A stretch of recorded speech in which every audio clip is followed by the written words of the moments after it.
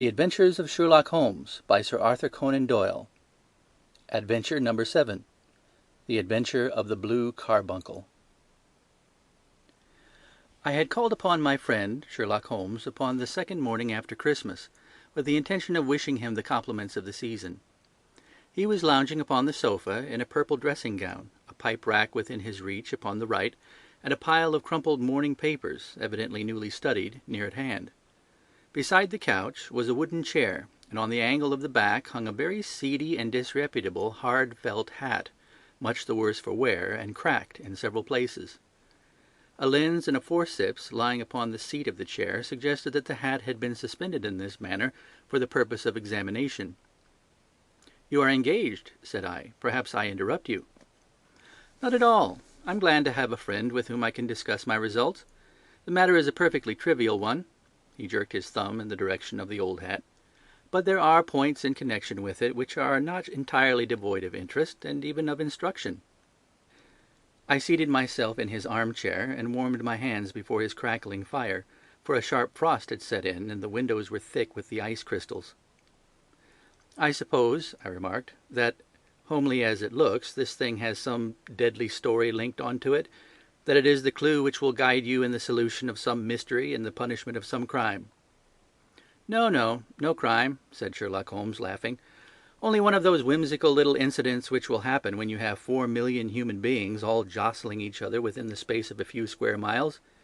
Amid the action and reaction of so dense a swarm of humanity, every possible combination of events may be expected to take place, and many a little problem will be presented which may be striking and bizarre without being criminal. We have already had experience of such." "So much so," I remarked, "that of the last 6 cases which I have added to my notes, 3 have been entirely free of any legal crime." "Precisely. You allude to my attempt to recover the Irene Adler papers, to the singular case of Miss Mary Sutherland, and to the adventure of the man with the twisted lip. Well, I have no doubt that this small matter will fall into the same innocent category.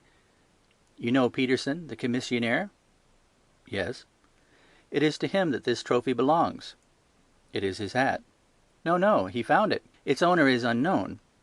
I beg that you will look upon it not as a battered billycock, but as an intellectual problem. And first, as to how it came here. It arrived upon Christmas morning, in company with a good fat goose, which is, I have no doubt, roasting at this moment in front of Peterson's fire. The facts are these. About 4 o'clock on Christmas morning, Peterson, who, as you know, is a very honest fellow, was returning from some small jollification, and was making his way homeward down Tottenham Court Road. In front of him he saw, in the gaslight, a tallish man walking with a slight stagger and carrying a white goose slung over his shoulder.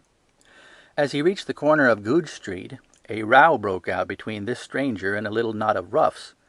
One of the latter knocked off the man's hat, on which he raised his stick to defend himself, and swinging it over his head, smashed the shop window behind him. Peterson had rushed forward to protect the stranger from his assailants, but the man, shocked at having broken the window, and seeing an official-looking person in uniform rushing towards him, dropped his goose, took to his heels, and vanished amid the labyrinth of small streets which lie at the back of Tottenham Court Road. The roughs had also fled at the appearance of Peterson, so that he was left in possession of the field of battle, and also of the spoils of victory, in the shape of this battered hat and a most unimpeachable Christmas goose. Which surely he restored to their owner. My dear fellow, there lies the problem. It is true that "For Mrs. Henry Baker" was printed upon a small card which had been tied to the bird's left leg, and it is also true that the initials H.B. are legible upon the lining of this hat. But as there are some thousands of Bakers and some hundreds of Henry Bakers in this city of ours, it's not easy to restore lost property to any one of them. What then did Peterson do? He brought round both hat and goose to me on Christmas morning, knowing that even the smallest problems are of interest to me. The goose we retained until this morning, when there were signs that, in spite of the slight frost, it would be well that it should be eaten without unnecessary delay. Its finder has carried it off, therefore, to fulfill the ultimate destiny of a goose, while I continue to retain the hat of the unknown gentleman who lost his Christmas dinner. Did he not advertise? No. Then what clue could you have as to his identity? Only as much as we can deduce. From his hat? Precisely. But you're joking. What can you gather from this old battered felt? Here is my lens. You know my methods. What can you gather yourself as to the individuality of the man who has worn this article?" I took the tattered object in my hands and turned it over rather ruefully. It was a very ordinary black hat of the usual round shape, hard and much the worse for wear. The lining had been of red silk, but was a good deal discoloured. There was no maker's name, but as Holmes had remarked, the initials H.B. were scrawled upon one side. It was pierced in the brim for a hat securer, but the elastic was missing. For the rest, it was cracked, exceedingly dusty, and spotted in several places, although there seemed to have been some attempt to hide the discoloured patches by smearing them with ink. "I can see nothing," said I, handing it back to my friend. "On the contrary, Watson, you can see everything. You fail, however, to reason from what you see. You are too timid in drawing your inferences." "Then pray tell me what it is that you can infer from this hat." He picked it up and gazed at it in the peculiar introspective fashion which was characteristic of him. "It is perhaps less suggestive than it might have been," he remarked. "And yet there are a few inferences which are very distinct, and a few others which represent at least a small balance of probability. That the man was highly intellectual is of course obvious upon the face of it, and also that he was fairly well to do within the last 3 years, although he has now fallen upon evil days.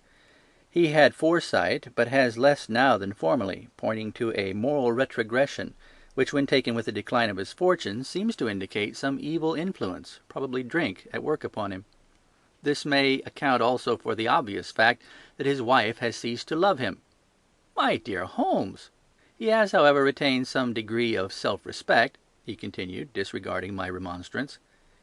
"He is a man who leads a sedentary life, goes out little, is out of training entirely, is middle-aged, has grizzled hair which he has had cut within the last few days, and which he anoints with lime cream. These are the more patent facts which may be deduced from his hat. Also, by the way, that it is extremely improbable that he has had gas laid on in his house." "You're certainly joking, Holmes." "Not in the least. Is it possible that even now, when I gave you these results, you are unable to see how they are attained?" "I have no doubt that I am very stupid, but I must confess that I am unable to follow you. For example, how did you deduce that this man was intellectual?" For answer Holmes clapped the hat upon his head.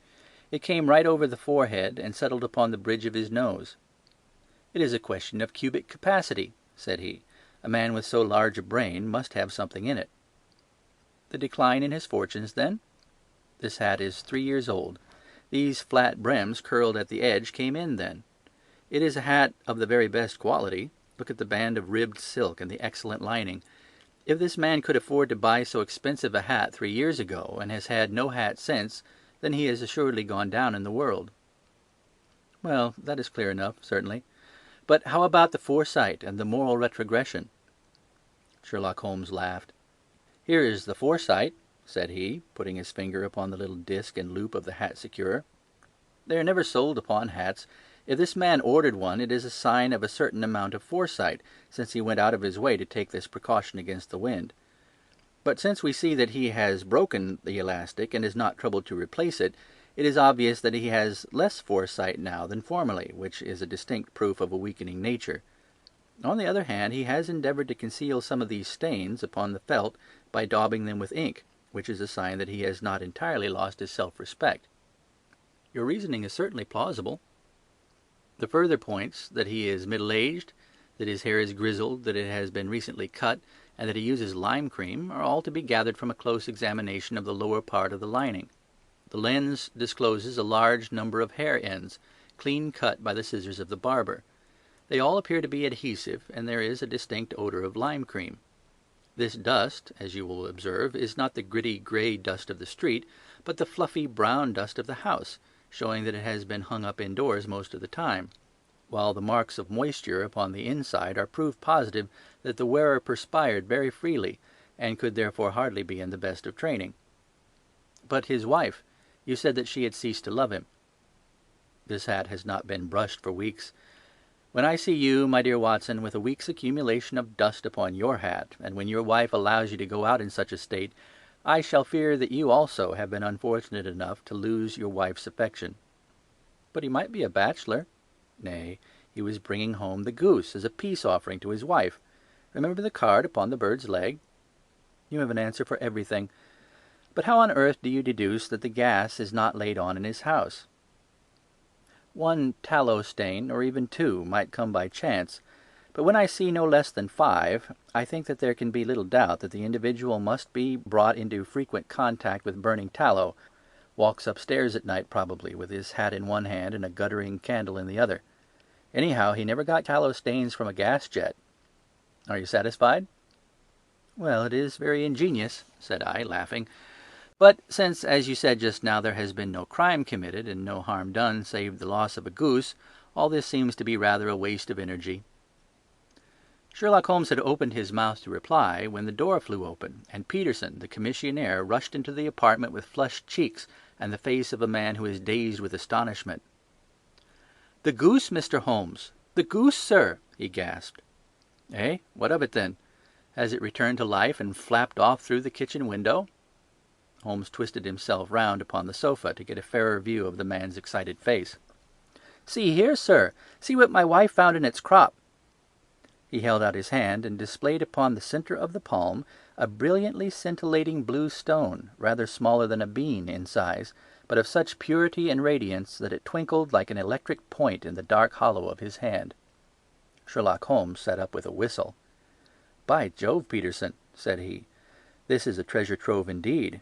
I suppose you know what you've got." "A diamond, sir! A precious stone! It cuts into glass as though it were putty." "It's more than a precious stone. It's the precious stone." "Not the Countess of Morcar's Blue Carbuncle!" I ejaculated. "Precisely so. I ought to know its size and shape, seeing that I have read the advertisement about it in the Times every day lately.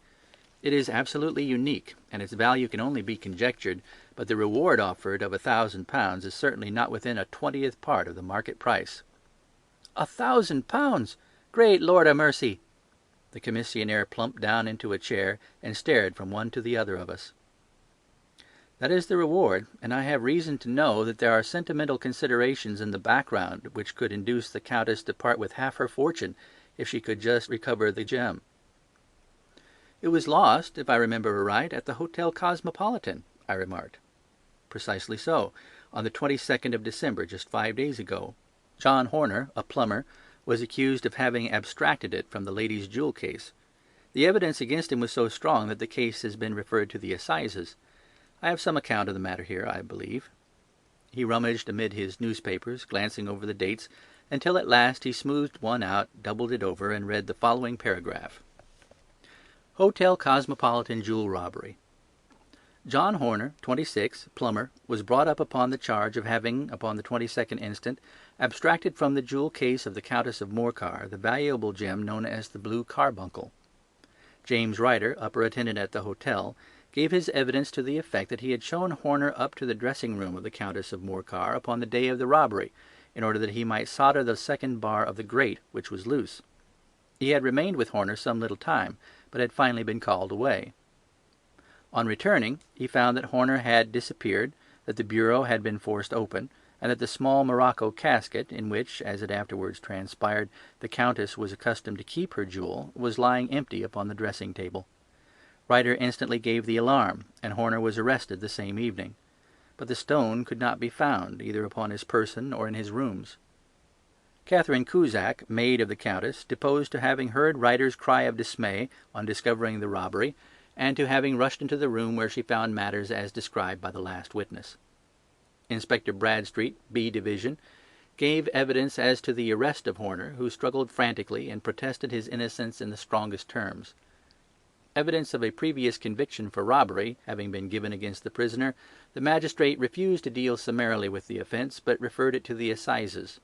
Horner, who had shown signs of intense emotion during the proceedings, fainted away at the conclusion and was carried out of court. So much for the police court," said Holmes, thoughtfully, tossing aside the paper. "The question for us now to solve is the sequence of events leading from a rifled jewel case at one end to the crop of a goose in Tottenham Court Road at the other. You see, Watson, our little deductions have suddenly assumed a much more important and less innocent aspect. Here is the stone. The stone came from the goose, and the goose came from Mr. Henry Baker, the gentleman with the bad hat and all the other characteristics with which I have bored you. So now we must set ourselves very seriously to finding this gentleman, and ascertaining what part he has played in this little mystery. To do this, we must try the simplest means first, and these lie undoubtedly in an advertisement in all the evening papers. If this fail, I have recourse to other methods. What will you say? Give me a pencil and that slip of paper. Now then, found at the corner of Goodge Street, a goose and a black felt hat. Mr. Henry Baker can have the same by applying at 6:30 this evening at 221B Baker Street. That's clear and concise. Very, but will he see it? Well, he is sure to keep an eye on the papers, since to a poor man the loss was a heavy one. He was clearly so scared by his mischance in breaking the window, and by the approach of Peterson, that he thought of nothing but flight. But since then he must have bitterly regretted the impulse which caused him to drop his bird. And then again, the introduction of his name will cause him to see it, for every one who knows him will direct his attention to it. Here you are, Peterson. Run down to the advertising agency and have this put in the evening papers. In which, sir? Oh, in the Globe, Star, Pall Mall, St. James, Evening News, Standard, Echo, and any others that occur to you. Very well, sir. And this stone? Ah, yes, I shall keep the stone. Thank you. And I say, Peterson, just buy a goose on your way back and leave it here with me, for we must have one to give to this gentleman in place of the one which your family is now devouring. When the commissionaire had gone, Holmes took up the stone and held it against the light. It's a bonny thing, said he. Just see how it glints and sparkles. Of course, it is a nucleus and focus of crime. Every good stone is. They are the devil's pet baits. In the larger and older jewels, every facet may stand for a bloody deed. This stone is not yet 20 years old. It was found in the banks of the Amoy River in southern China, and is remarkable in having every characteristic of the carbuncle, save that it is blue in shade instead of ruby red. In spite of its youth, it has already a sinister history. There have been 2 murders, a vitriol throwing, a suicide, and several robberies brought about for the sake of this 40-grain weight of crystallized charcoal. Who would ever think that so pretty a toy could be a purveyor of the gallows and the prison? I'll lock it up in my strong-box now, and drop a line to the Countess to say that we have it. Do you think that this man Horner is innocent? I cannot tell. Well, then, do you imagine that this other one, Henry Baker, had anything to do with the matter? It is, I think, much more likely that Henry Baker is an absolutely innocent man, who had no idea that the bird which he was carrying was of considerable more value than if it were made of solid gold. That, however, I shall determine by a very simple test, if we have an answer to our advertisement. And you can do nothing till then? Nothing. In that case, I shall continue my professional round. But I shall come back in the evening at the hour you have mentioned, for I would like to see the solution of so tangled a business. Very glad to have you. I dine at 7. There is a woodcock, I believe. By the way, in view of recent occurrences, perhaps I ought to ask Mrs. Hudson to examine its crop. I had been delayed at a case, and it was a little after 6:30 when I found myself in Baker Street once more. As I approached the house, I saw a tall man in a Scotch bonnet with a coat, which was buttoned up to his chin, waiting outside in the bright semicircle which was thrown from the fanlight. Just as I arrived, the door was opened, and we were shown up together to Holmes's room. "Mr. Henry Baker, I believe?" said he, rising from his armchair and greeting his visitor with the easy air of geniality which he could so readily assume. "Pray take this chair by the fire, Mr. Baker. It's a cold night, and I observe that your circulation is more adapted for summer than for winter. Ah, Watson, you have just come at the right time. Is that your hat, Mr. Baker?" "Yes, sir, that is undoubtedly my hat." He was a large man, with rounded shoulders, a massive head, and a broad, intelligent face, sloping down to a pointed beard of grizzled brown. A touch of red in nose and cheeks, with a slight tremor in his extended hand, recalled Holmes's surmise as to his habits. His rusty brown frock coat was buttoned right up in front, with the collar turned up, and his lank wrists protruded from his sleeves without a sign of cuff or shirt. He spoke in a slow staccato fashion, choosing his words with care, and gave the impression generally of a man of learning and letters who had had ill usage at the hands of fortune. "We have retained these things for some days," said Holmes, "because we expected to see an advertisement from you giving your address. I am at a loss to know now why you did not advertise." Our visitor gave a rather shamefaced laugh. "Shillings have not been so plentiful with me as they once were," he remarked. "I had no doubt that the gang of roughs who assaulted me had carried off both my hat and the bird. I did not care to spend more money in a hopeless attempt to recover them." "Very naturally. By the way, about the bird, we were compelled to eat it." "To eat it?" Our visitor half rose from his chair in his excitement. "Yes, it would have been no use to anyone had we not done so. But I presume that this other goose upon the sideboard, which is about the same weight and perfectly fresh, will answer your purpose equally well?" "Oh, certainly, certainly," answered Mr. Baker, with a sigh of relief. "Of course, we still have the feathers, legs, crop, and so on of your own bird, so if you wish—" The man burst into a hearty laugh. "They might be useful to me as relics of my adventure," said he, "but beyond that, I can hardly see what use the dejecta membra of my late acquaintance are going to be to me. No, sir, I think that, with your permission, I will confine my attentions to the excellent bird which I perceive upon the sideboard."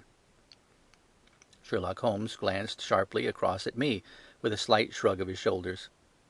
"There is your hat, then, and there your bird," said he. "By the way, would it bore you to tell me where you got the other one from? I am somewhat of a fowl fancier, and I have seldom seen a better grown goose." "Certainly, sir," said Baker, who had risen and tucked his newly gained property under his arm. "There are a few of us who frequent the Alpha Inn near the museum. We are to be found in the museum itself during the day, you understand. This year our good host, Windigate by name, instituted a goose club, by which, on consideration of some few pence every week, we were each to receive a bird at Christmas.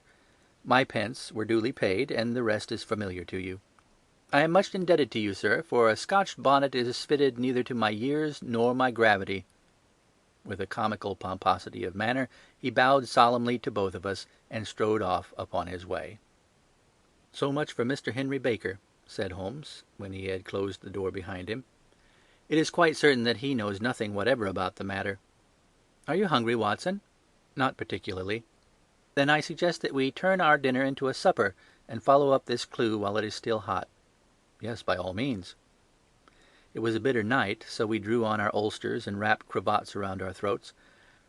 Outside, the stars were shining coldly in a cloudless sky, and the breath of the passers-by blew out into smoke like so many pistol shots.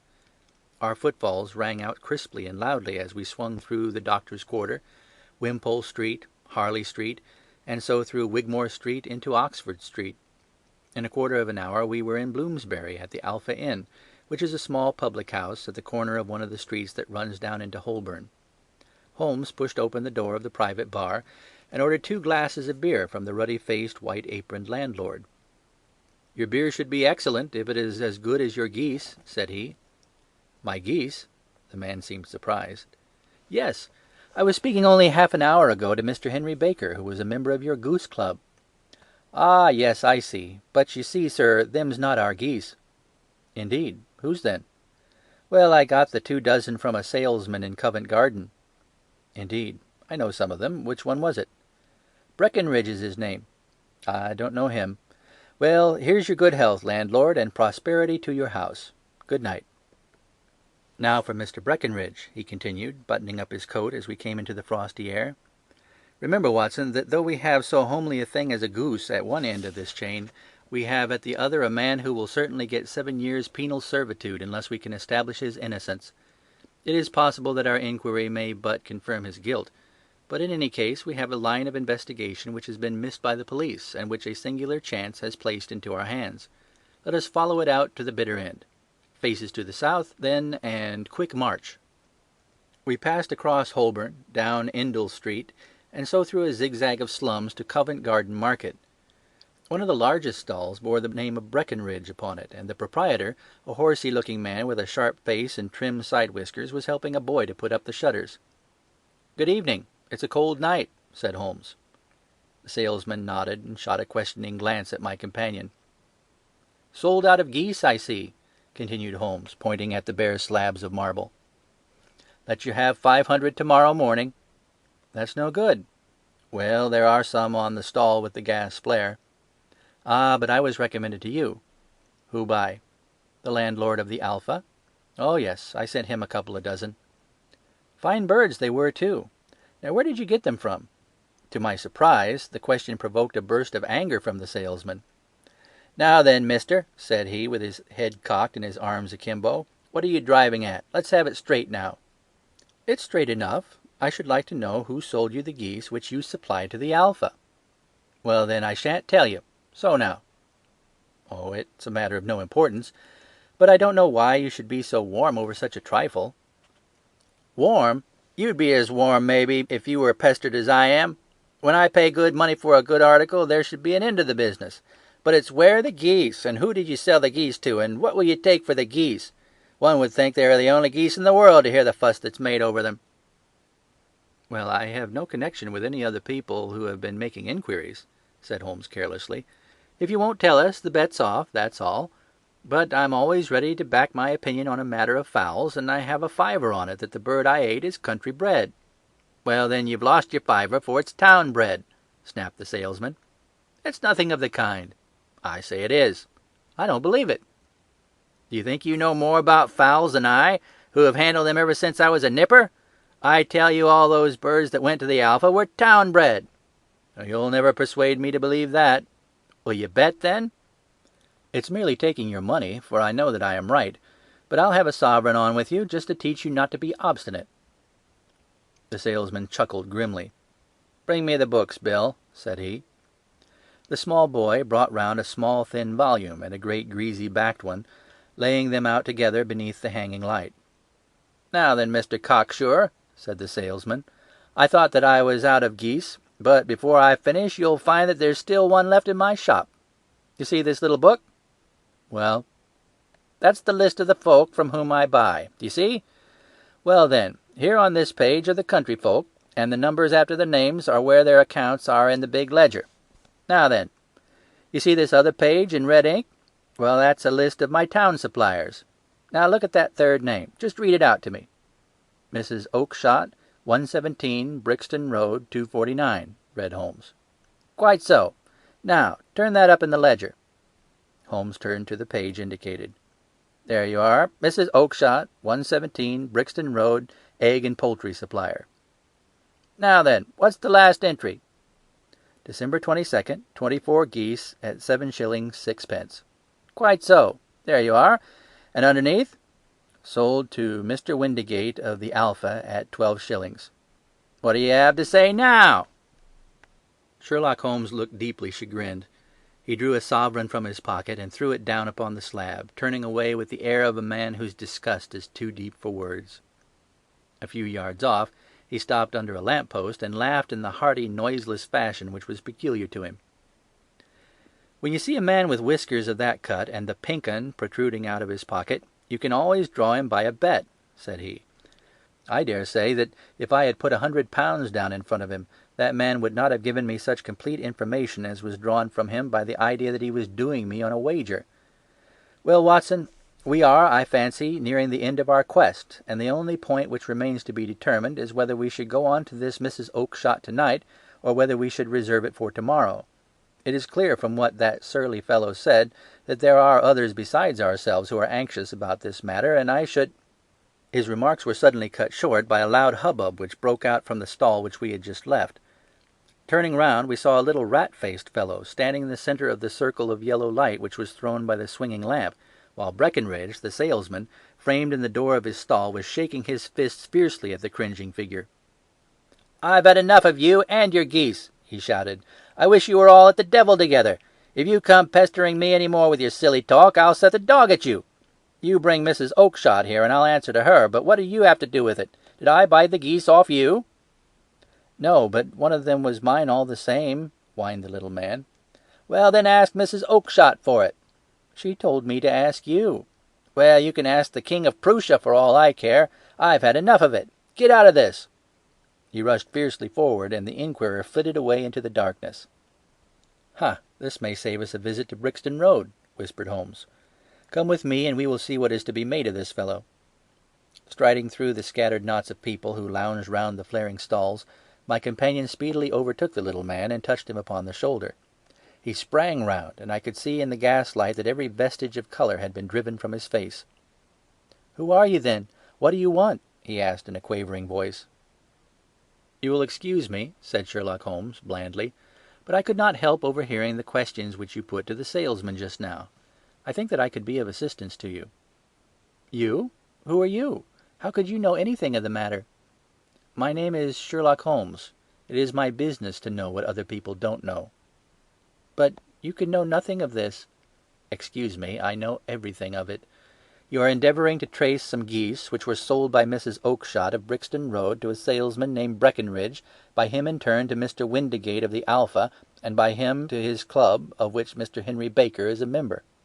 "Oh, sir, you are the very man whom I have longed to meet," cried the little fellow, with outstretched arms and quivering fingers. "I can hardly explain to you how interested I am in this matter." Sherlock Holmes hailed a four-wheeler which was passing.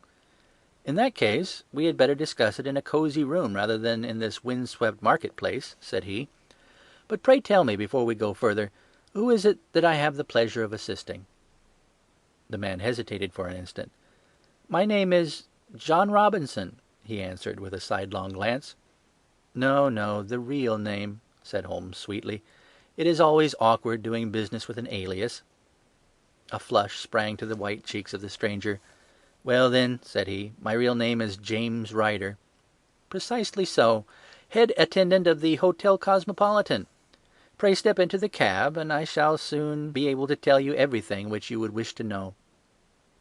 The little man stood glancing from one to the other of us with half-frightened, half-hopeful eyes, as one who is not sure whether he is on the verge of a windfall or a catastrophe. Then he stepped into the cab, and in half an hour we were back in the sitting-room at Baker Street. Nothing had been said during our drive, but the high, thin breathing of our new companion and the claspings and unclaspings of his hands spoke of the nervous tension within him. "Here we are," said Holmes cheerily, as we filed into the room. "The fire looks very seasonable in this weather. You look cold, Mr. Ryder. Pray take the basket chair. I will just put on my slippers before we settle this little matter of yours. Now then, you want to know what became of those geese?" "Yes, sir." "Or rather, I fancy, of that goose. It was one bird, I imagine, in which you were interested, white, with a black bar across the tail." Ryder quivered with emotion. "Oh, sir," he cried, "can you tell me where it went to?" "It came here." "Here?" "Yes, and a most remarkable bird it proved. I don't wonder that you should take an interest in it. It laid an egg after it was dead.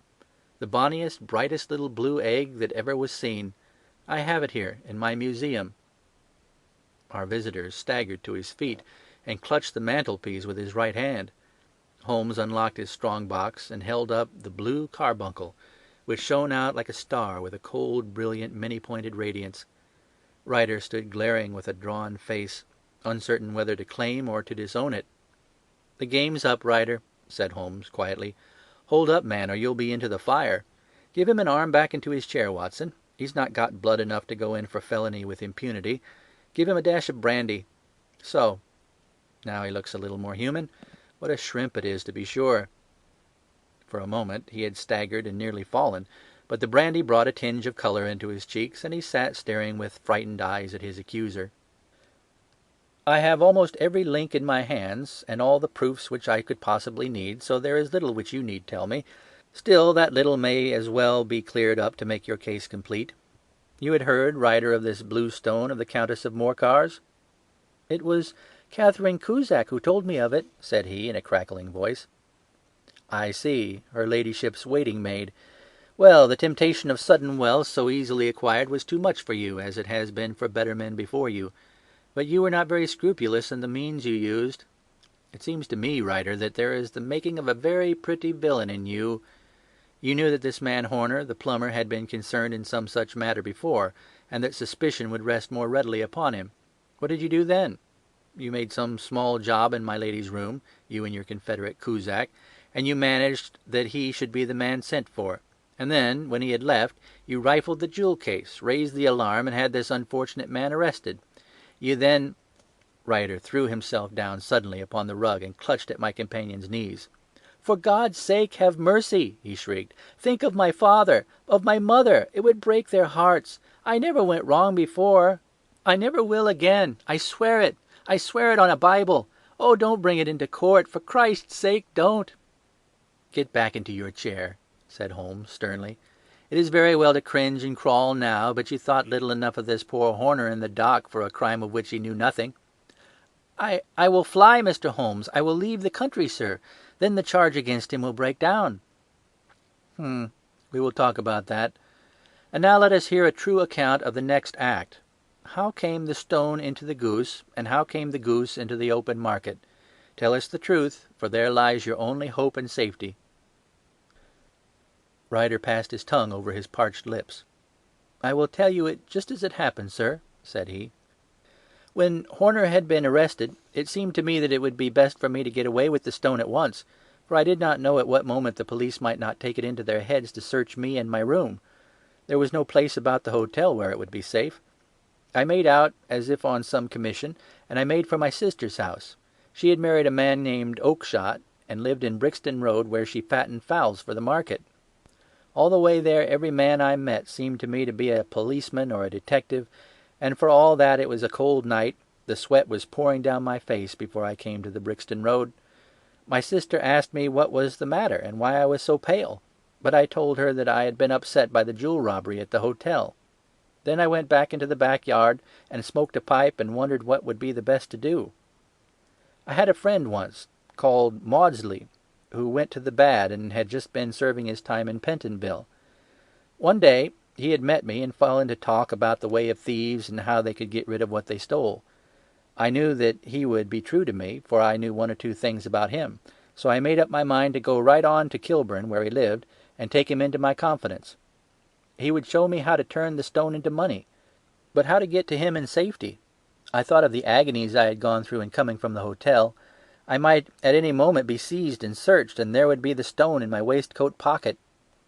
I was leaning against the wall at the time, and looking at the geese which were waddling about round my feet, and suddenly an idea came into my head which showed me how I could beat the best detective that ever lived. My sister had told me some weeks before that I might have the pick of her geese for a Christmas present, and I knew that she was always as good as her word. I could take my goose now, and in it I would carry my stone to Kilburn. There was a little shed in the yard, and behind this I drove one of the birds, a fine big one, white with a barred tail. I caught it, and prizing its bill open, I thrust the stone down its throat as far as my finger could reach. The bird gave a gulp, and I felt the stone pass along its gullet and down into its crop. But the creature flapped and struggled, and out came my sister to know what was the matter. As I turned to speak to her, the brute broke loose and fluttered off among the others. "Whatever were you doing with that bird, Jem?" says she. "Well," said I, "you said you'd give me one for Christmas, and I was feeling which was the fattest." "Oh," says she, "we've set yours aside for you. Jem's bird, we call it. It's the big white one over yonder. There's 26 of them, which makes one for you, and one for us, and 2 dozen for the market." "Thank you, Maggie," says I, "but if it's all the same to you, I'd rather have that one I was handling just now." "The other is a good 3 pounds heavier," said she, "and we fattened it expressly for you." "Never mind, I'll have the other, and I'll take it now," said I. "Oh, just as you like," said she, a little huffed. "Which is it you want, then?" "That white one, with the barred tail, right in the middle of the flock." "Oh, very well. Kill it and take it with you." Well, I did what she had said, Mr. Holmes, and I carried the bird all the way to Kilburn. I told my pal what I had done, for he was a man that it was easy to tell a thing like that to. He laughed until he choked, and we got a knife and opened the goose. My heart turned to water, for there was no sign of the stone, and I knew that some terrible mistake had occurred. I left the bird, rushed back to my sister's, and hurried into the backyard. There was not a bird to be seen there. "Where are they all, Maggie?" I cried. "Gone to the dealers, Jem." "Which dealers?" "Breckenridge, of Covent Garden." "But was there another with a barred tail?" I asked, "the same as the one I chose?"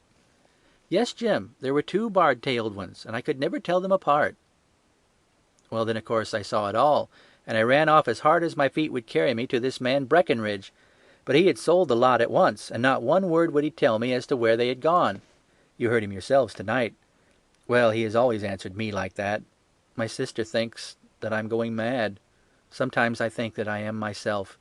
And now I am myself a branded thief, without ever having touched the wealth for which I sold my character. God help me! God help me!" He burst into convulsive sobbing, with his face buried in his hands. There was a long silence, broken only by his heavy breathing and by the measured tapping of Sherlock Holmes's fingertips upon the edge of the table. Then my friend rose and threw open the door. "Get out," said he. "What, sir?" "Oh, heaven bless you! No more words. Get out." And no more words were needed. There was a rush, a clatter upon the stairs, the bang of a door, and the crisp rattle of running footfalls from the street. "After all, Watson," said Holmes, reaching up his hand for his clay pipe, "I am not retained by the police to supply their deficiencies. If Horner were in danger it would be another thing, but this fellow will not appear against him, and the case must collapse. I suppose that I am commuting a felony, but it is just possible that I am saving a soul. This fellow will not go wrong again. He is too terribly frightened. Send him to gaol now, and you make him a gaol bird for life. Besides, it's the season of forgiveness. Chance has put in our way a most singular and whimsical problem, and its solution is its own reward. If you will have the goodness to touch the bell, Doctor, we will begin another investigation, in which also a bird will be the chief feature." End of The Adventure of the Blue Carbuncle.